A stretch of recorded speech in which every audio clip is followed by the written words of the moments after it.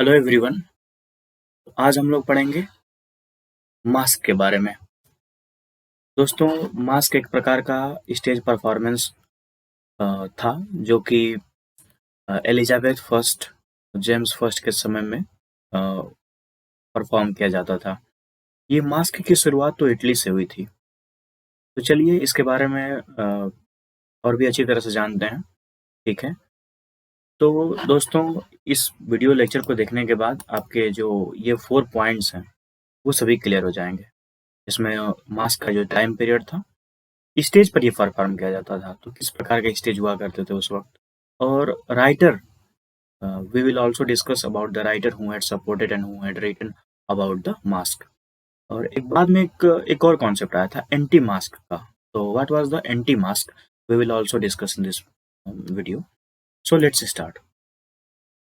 तो friend, the mask was inaugurated in Renaissance, Italy, and flourished in England during the reign of Elizabeth I and James first. तो इसकी जो शुरुआत हुई थी मास्क की, वो रेनेसा के समय में हुई थी।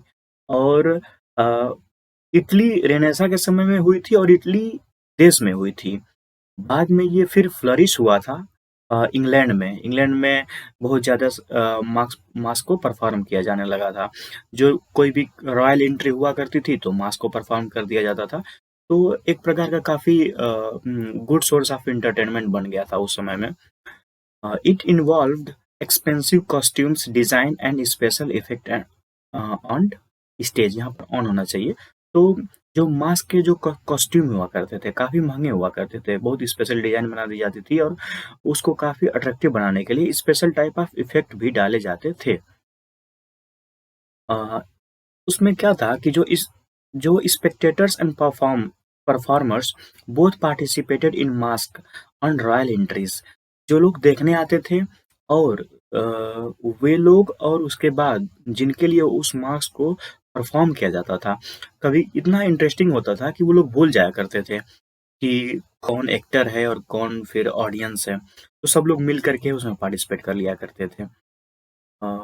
The performance consists of many forms of entertainment such as the poetic drama, music, song and dance।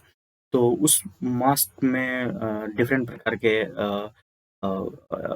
चीज़ों को मिला दिया जाता था, जिसमें पोएटिक ड्रामा था, म्यूजिक था, सॉन्ग था और डांस भी होता।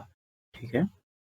तो ये रहा मास्क के बारे में। और बढ़ते हैं अगले अपने नेक्स्ट स्लाइड पे। तो इसमें ये था कि John Milton had written a famous mask Comus in 1637, which was very famous in English literature that celebrated a woman's faith and virtue। ये क्वेश्चन बहुत इंपॉर्टेंट है, ये हमेशा पूछा भी जाता है। ठीक है, कि जॉन मिल्टन ने जो कॉमस लिखा है वो किस प्रकार का प्ले था। तो वो एक मास्क था जो 1637 में आया था। ठीक है। और उस मास्क में वो एक वुमेन के फेथ और वर्च्यू को दिखाने का अच्छा प्रयास किया है जॉन मिल्टन जी ने। ठीक है। टू ड्रामा और कुछ मॉडर्न राइटर भी हैं जिन्होंने मास्क को सपोर्ट किया था। तो इसमें ये two drama of Robert Frost. Robert Frost एक अमेरिकन राइटर हैं। तो इन्होंने लिखा है, तो 2 ड्रामा इन्होंने लिखा था। The name of the first drama is a mask of reason, जो कि 1945 में आया था। और जो दूसरा था अ मास्क ऑफ मर्सी, वो 1947 में आया। ठीक है। तो मॉडर्न राइटर ने भी जो मास्क को सपोर्ट किया है।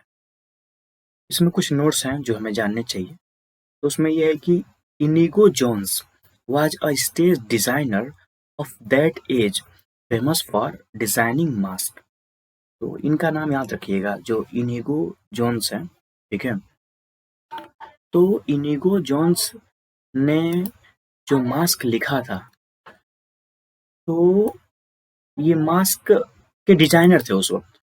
ये मास्क को डिजाइन किया करते थे, यानी स्टेज को काफी अच्छी तरह से डिजाइन किया करते थे। तो इनका नाम जरूरी है याद रखना।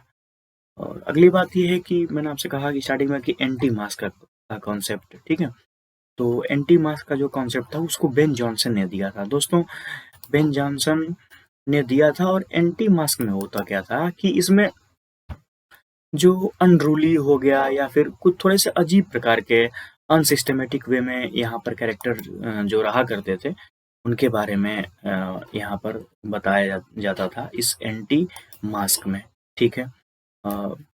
थोड़ा जो रूड कैरेक्टर हुआ करते थे, वो उसके बारे में यहाँ पर एंटी मास्क में दिखाया जाता है। जैसे कि ग्रोटेस्क हो गया, लुडिक्रस एक्शन, लुडिक्रस मतलब बेहुदा किस्म के एक्शन भी दिखा दिए जाते थे एंटी मास्क में, जिसकी स्टार्टिंग जो थी वो बेन जॉनसन ने की थी। तो the concept of anti mask was given by Ben Jonson, you have to remember. So friend, बढ़ते हैं अपने नेक्स्ट स्लाइड की तरफ, और अब हम लोग मिलते हैं फिर किसी नेक्स्ट लेक्चर में।